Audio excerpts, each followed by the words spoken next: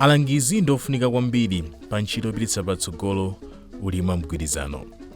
Alangizi ndiwo amapereka upangiri wabwino wa zamalimidwe ndi kuonetsetsa kuti alimi akutsatira zonse bwino lomwe. Iwowanso amakhala kulandira nkhawa zosiyanasiyana kuphatikizapo matenda a mbewu, kanyamulidwe kake, komanso kasungidwe ka mbewuzo kuti nthawi yogulitsa ikafika zidzakhale zabwino. Podziwa kuti ulangizi sikumunda kokhayi, ndi udindo wa alangizi kubweretsa chikhulupiriro pakati pa amene ali mu sikimu ya mgwirizano ndi cholinga choti sikimu ipitirire kuyenda bwino. Ichi nchifukwa chake alangizi amatenganso gawo lalikulu pozindikiritsa alimi zakapangidwe ka mtengo wa zokolola zawo, momwe angakambirane mtengo wa zokolola zawo ndi ogula, komanso kasungidwe ka mabuku olemba ndondomeko yonse ya momwe ulimi wawo ukuyendera.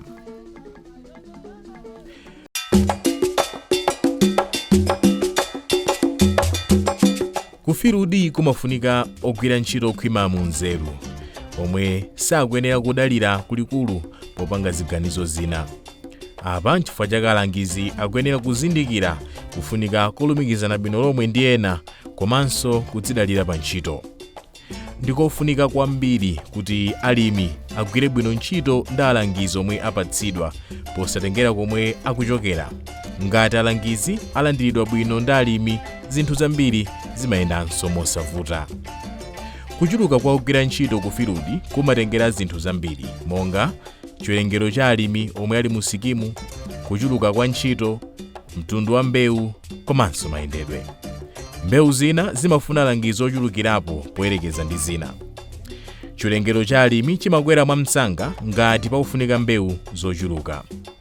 Alangiziwa amagwiranso ntchito ndi alimi achitsanzo, omwe amathandizira kuti upangiri wa zamalimidwe ufikire alimi ochuluka ku deralo. Kutengera ndi kukula kwa dera lomwe alangizi akuyang'anira, pamafunikanso galimoto kapena njinga za moto kumene zokhala ndi mafuta okwanira kuti alimi ambiri afikiridwe mosavuta.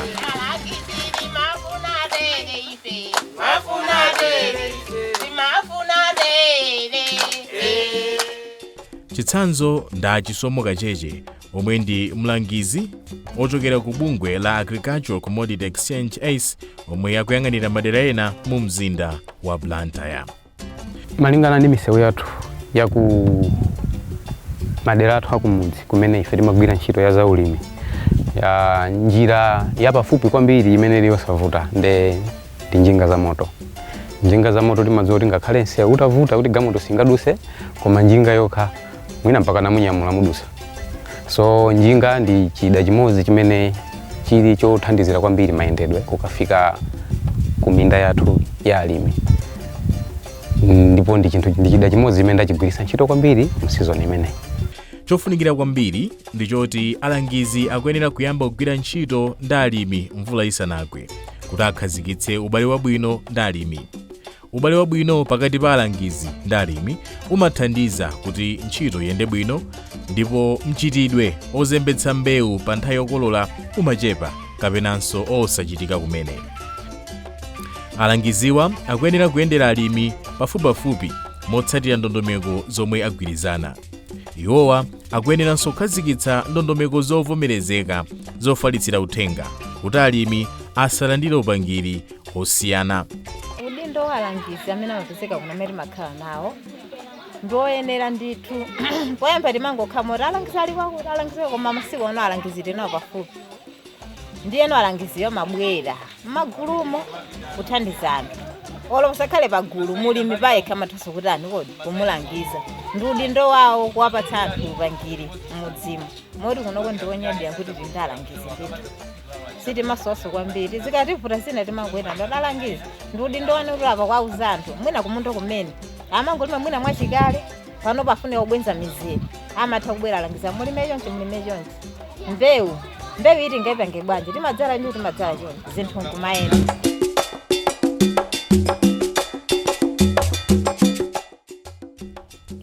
Alangizi akuyenera kukhala ndi njira zabwino zolumikizirana ndi kulikulu lawo, kupereka malipoti, komanso kufunsa upangiri pa zinthu zosiyanasiyana.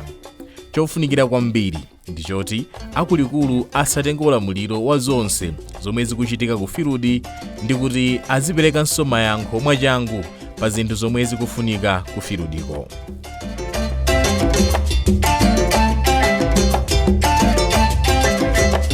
Alangizi ndi ogwira ntchito kulikulu angakhale pabale wabwino pomwe akulumikizana kudzera mu njira zosiyanasiyana zamakono. Zina mwa njirazi ndi monga kuchitira misonkhano limodzi, kugawana nkhani za pa ntchito kudzera ku makina a intaneti, komanso newspaper kumene.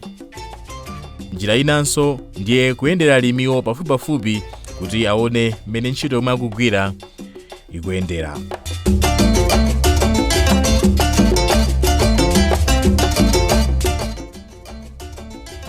Kulondoloza kwabwino kwa momwe alangizi akugwirira ntchito zawo kumayamba ndi kukonza ndondomeko ya ntchito yomwe akuyenera kugwira, mapulani amomwe agwirire ntchito yawo komanso ngodya zomwe akuyenera kukwaniritsa pa ntchito yawo, mabuku komanso ndondomeko zofotokozera ulangizi wabwino momwe alimi angatenge ulimi ngati bizinesi ndi kapezedwe ka nkhani zosiyanasiyana zochokera kwa alimi nzofunikiranso.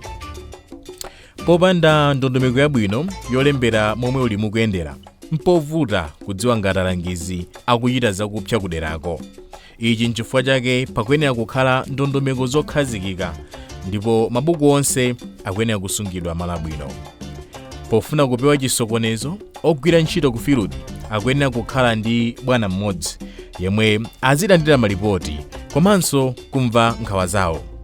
Chofunikira ndi choti anthu akuluakulu azipereka ndemanga pa malipoti omwe akutumizidwa komanso kukonza nthawi yokayendera ntchito kuti atsimikize zomwe akuwerenga m'malipoti ndi zomwe zikuchitika ku fieldiko. Ogwira ntchito ku field ayenderedwe kosachepera kawiri pa nthawi yolima. Woyang'anira mmodzi angayang'anire ogwira ntchito ku field pakati pa 5 ndi 10. Nelson Umali ndi mlangizi wa kampani ya Sunseed Oil Limited kwa Jenda m'boma la Mzimba ndipo akuchitira umboni pakufunikira koyenderedwa ndi mabwana awo.